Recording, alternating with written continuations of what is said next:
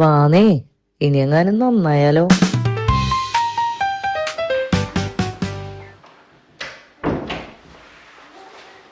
ഒരു ചായ എടുക്കാം, മടുത്തു.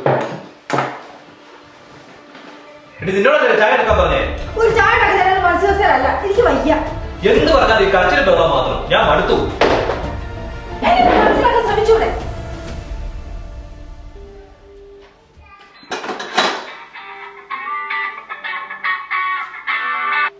ഹലോ ട്രീസ, ഞാൻ നിന്നെ വിളിക്കാനിരിക്കുകയായിരുന്നു. ഇവിടെ ആകെ അസ്വസ്ഥതയാണ്. ഇത് അധിക നാൾ മുന്നോട്ട് പോകുമെന്ന് എനിക്ക് തോന്നുന്നില്ല. എനിക്ക് നിന്നോട് അത്യാവശ്യമായിട്ടൊന്ന് സംസാരിക്കണം. നീ ഫ്രീ ആണോ?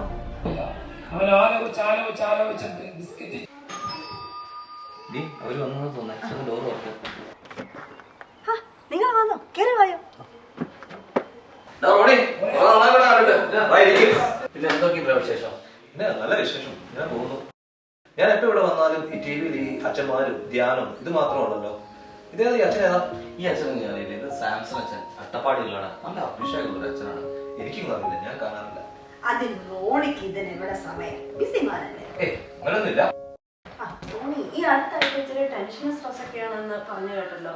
പിന്നെ അരുതാണ്ട പക്ഷെ വെള്ളവടിയൊക്കെ സ്റ്റാർട്ട് ചെയ്തെന്ന് റെക്സി പറഞ്ഞല്ലോ. സത്യമാണ് ട്രീസ. എന്റെ പൊന്നു ട്രീസ, ഞാൻ മടുത്തു. ഞാൻ നാട്ടിൽ നല്ല മനസ്സമാധാനത്തോടെ നല്ല ജോലിയായിട്ട് നിന്നിരുന്നതാണ്. ഇവിടെ കല്യാണം കഴിച്ചു. ഇവിടെ വന്നതിന് ശേഷം എന്റെ ജീവിതം ആകെപ്പാടെ താറുമാറായി. ജോലിയുടെ സ്ട്രെസ്, പിള്ളേരുടെ കാര്യങ്ങള്, പിന്നെ ഇതുപോലെ കുടുംബത്തിലെ തകർച്ചകൾ, ഇങ്ങനെ മൊത്തത്തിൽ ആകെപ്പാടെ ഞാൻ മടുത്തു. നീ നിരാശപ്പെടാതെ ദൈവത്തിൽ ആശ്രയിക്കുക, എല്ലാം ശരിയാവും. എനിക്കിതിലൊന്നും വലിയ വിശ്വാസമില്ല. നീ ഏത് നൂറ്റാണ്ടിലാണ് ജീവിക്കുന്നത്? അത് റോണി, ഞങ്ങൾ ഇവിടെ വന്നപ്പോഴും ഈ സെയിം സിറ്റുവേഷനിലൂടെ കഴിഞ്ഞു പോയത്. കുടുംബത്തിലൊരു മനസ്സമാധാനം ഉണ്ടായിരുന്നില്ല. വന്നിട്ടാണ് ജോലി കിട്ടുന്നുണ്ടായിരുന്നില്ല. കുട്ടികൾ ഇവിടെ വന്നിട്ട് സ്കൂളിൽ കൾച്ചറൽ ഡിഫറൻസ്, അവരൊട്ടും അഡാപ്റ്റ് ആവുന്നില്ല. ആ സമയത്താണ് കഴിഞ്ഞ വർഷം ദ്രോഗണയിൽ സാംസൺ അച്ഛന്റെ ധ്യാനം വരുന്നു. ഞങ്ങൾ എല്ലാവരും അതിന് പോയി കൂടുന്നത്. അതിനുശേഷം കുടുംബത്തിനൊരു സമാധാനം ഉണ്ടായി. ശരിയാടാ, ഈ വർഷം സാംസൺ അച്ഛൻ വരുന്നുണ്ട്.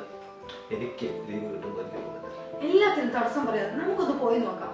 എന്നാ അച്ഛൻ വരുന്നത്? ഈ മാസം മെയ് 30, 31, ജൂൺ 1 തീയതികളിൽ സാംസൺ അച്ഛൻ ദ്രോഗണയിൽ വരുന്നുണ്ട്. ഞങ്ങൾ ഫാമിലി ആയിട്ട് പോകുന്നുണ്ട്. നിങ്ങളും വായോ.